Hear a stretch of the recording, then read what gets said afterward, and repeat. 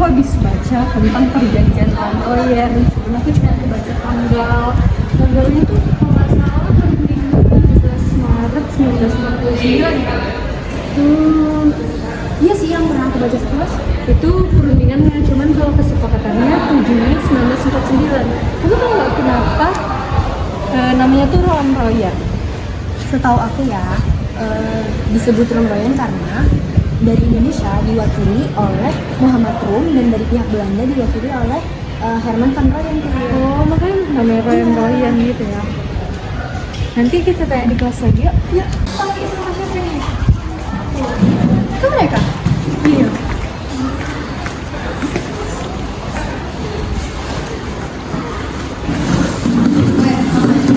Tadi itu Tiara ada bahas seputar perjanjian Royer. Kalian ada yang tahu nggak? Itu latar belakangnya. Jadi latar belakangnya tuh latar belakang perundingan Royer itu terjadi akibat aksi militer yang dilakukan oleh Belanda pada agresi militer kedua serta ketegangan akibat konflik Indonesia Belanda. Begitu. Tapi walaupun telah memproklamasikan pada 17 Agustus 1945, keadaan Indonesia itu masih belum aman. Makanya terbentuklah perjanjian Royer. Dan isi perjanjian yang pertama itu ada pemerintah Indonesia akan memerintahkan angkatan perang dan angkatan bersenjata untuk memberhentikan segala aktivitasnya di perang gerilya.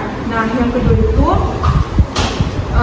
pemerintah Indonesia menyuruh pemerintah Belanda untuk datang di konferensi meja bundar di Den Haag, Belanda. Dan yang ketiga itu ada pemerintah Indonesia dan pemerintah Belanda itu melakukan perjalanan kerjasama untuk mengembalikan perdamaian, terus ketertiban dan menjaga ketertiban negara masing-masing. Oh gitu. Yang mau sebutin tadi itu yang dari Indonesia kan? Nah, aku tahu nih yang dari Belanda.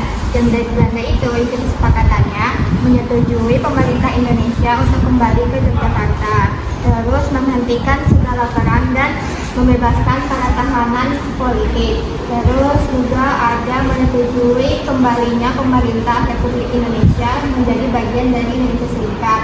Terus yang terakhir ada berusaha menyelenggarakan konferensi meja bundar. Nah, sejak perjanjian itu dibuat, Soekarno sama wakil presidennya kembali lagi ke Yogyakarta. Terus dengan itulah Belanda jadi mengakhiri pendudukannya di Yogyakarta. Oh, terus juga ada dampak gitu loh. Jadi tuh dampaknya tuh ada Soekarno dan Muhammad Hatta itu kembali ke Yogyakarta dari pengasingan pada tanggal 6 Juli 1949. Terus juga terjadinya gencatan senjata antara Belanda dan Indonesia. Baru dilaksanakannya KBM di Den Haag, Belanda. Oh, Bagus juga ya ternyata. iya. Terima kasih ya guys. Pokoknya aku mau pulang duluan nih. Iya.